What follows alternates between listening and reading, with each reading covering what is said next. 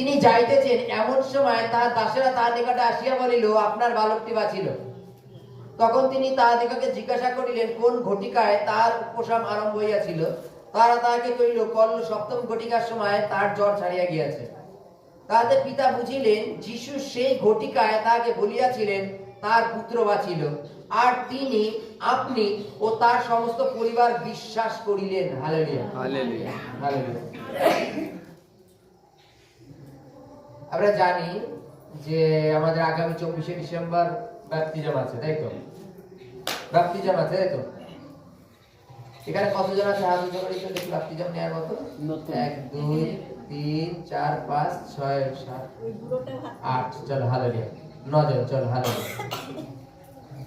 Baptism এটা কি আদৌ জানো তোমরা?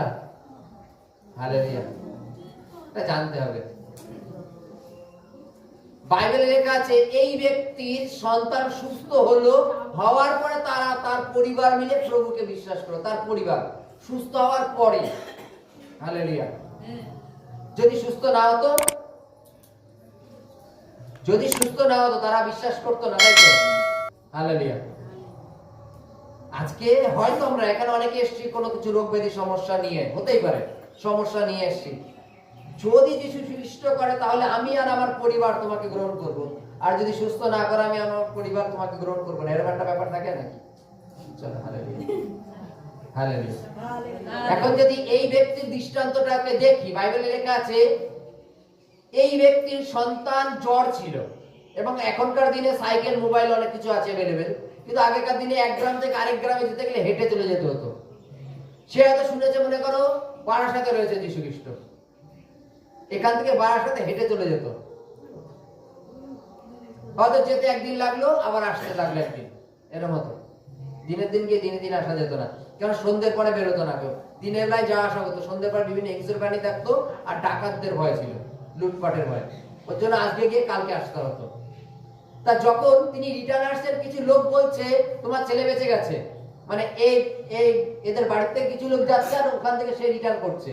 সে বলছে কখন? বলছে কল্ল, মিনিংস কালকে, কল্ল সপ্তম ঘটিকার সময়। মানে যীশু খ্রিস্ট কালকে বলেছিল যাও তোমার ছেলে বেঁচে গেছে। শোনার পরে সে ওখান থেকে রওনা করেছে, তখন মধ্য রাস্তায় এসে গিয়ে তার সাথে দেখা হয়েছে। হালেলুয়া। এবং বাইবেলের কাছে এই সুস্থ হওয়ার পরে সে তার সন্তানকে সুস্থ দেখলো, তারপরে সে এবং তার পরিবার যীশু খ্রিস্টকে বিশ্বাস করলো। হালেলুয়া। এই বাপ্তিজমটা কি? বিশ্বাস। হালেলুয়া।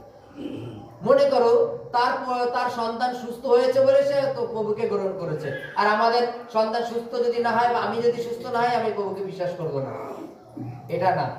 হালেলুয়া।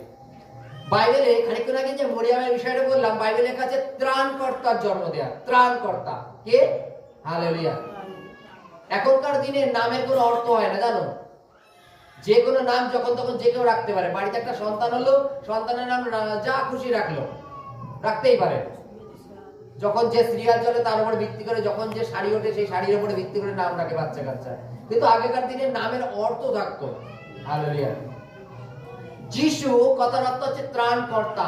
হালেলুয়া। যিশু, যিশু মানে ত্রাণকর্তা। বলছে সেই ত্রাণকর্তার জন্ম। আর আজকে আমরা যাকে গ্রহণ করব সেই ত্রাণকর্তাকে গ্রহণ করব, যেন আমি ত্রাণ মিনিংস উদ্ধার পাই। Hallelujah, hallelujah. তাকে যদি আমরা বিশ্বাস না করি আমরা উদ্ধার পেতে পারি না। তাকে যদি আমরা গ্রহণ না করি আমরা উদ্ধার পেতে পারি না। যদি তোমাকে জিজ্ঞাসা করা হয় তুমি প্রভুকে বিশ্বাস করছো কেন বা গ্রহণ করতে চাইছো কেন? আমার রোগ ছিল, রোগটা সুস্থ হয়ে গেছে, আমি প্রভুকে গ্রহণ করতে যাচ্ছি। আচ্ছা, যদি রোগটা আবার 2 দিন পরে রিটার্ন আসে, ছেড়ে দেবো আবার প্রভুকে? এরকম কোনো ব্যাপার আছে? যদি এরকম ব্যাপার থাকে তাহলে না, তাহলে গ্রহণ করে লাভ নেই। আজকে তুমি যদি যীশু খ্রিস্টকে ত্রাণকর্তাকে তোমার মধ্যে বসাও, হালেলুয়া, যদি ত্রাণকর্তাকে তোমার মধ্যে বসাও তাহলে তুমি স্বর্গরাজ্যের অধিকারী হবা। যদি মধ্যে না বসাও স্বর্গরাজ্যের অধিকারী কোনোদিনই হবা না। যেমন উদাহরণস্বরূপ আমরা এই ব্যাপটিজম বিষয়ে যে সব প্রচার করে বেড়াই, ব্যাপটিজম কি? প্রভুকে গ্রহণ করা, প্রভুর পথে চলা, প্রভুর দেখানো পথে চলা, সমস্ত মন্দতা থেকে ফিরে আসা, আদার্স কিছু না। হালেলুয়া। আদার্স কিছু না, যে প্রভুকে গ্রহণ করা, বিশ্বাস করা এবং তার দেখানো পথে চলা। জগতে মনে করে আমাদের অনেক কিছু চেঞ্জ হয়ে গেছে, আমাদের 2-4টা সিং উঠে গেছে, আমাদের গায়ে সবসময় নোংরা লেগে থাকে, লোকে আমাদের ছোবে না, আমাদের ছোঁয়া খাবে না, আমাদের অনেক কিছু চেঞ্জ হয়ে যাচ্ছে, তাই তো? হালেলুয়া। বাইবেলে লেখা আছে বাচ্চা বাঁচার জন্য তার পরিবার বিশ্বাস করলো, তার পরিবার। আজকে তোমরা এইরূপ স্বার্থপরতার মতো ভাবে প্রভুকে গ্রহণ করো না। হালেলুয়া। তুমি জগতের কে বাঁচলো না বাঁচলো, কিন্তু তুমি স্বর্গরাজ্যে বেঁচে গেছো যদি প্রভুকে গ্রহণ করো। হালেলুয়া। যদি তুমি বিশ্বাস করো যে ত্রাণকর্তাকে আমি গ্রহণ করছি, তাহলে তুমি স্বর্গরাজ্যে বেঁচে গেছো, তুমি অনন্ত জীবনে পৌঁছে গেছো। হালেলুয়া। বাইবেলে লেখা আছে তোমার মাথার একটা চুল পর্যন্ত তিনি নষ্ট হতে দেবেন না। আমেন। হালেলুয়া।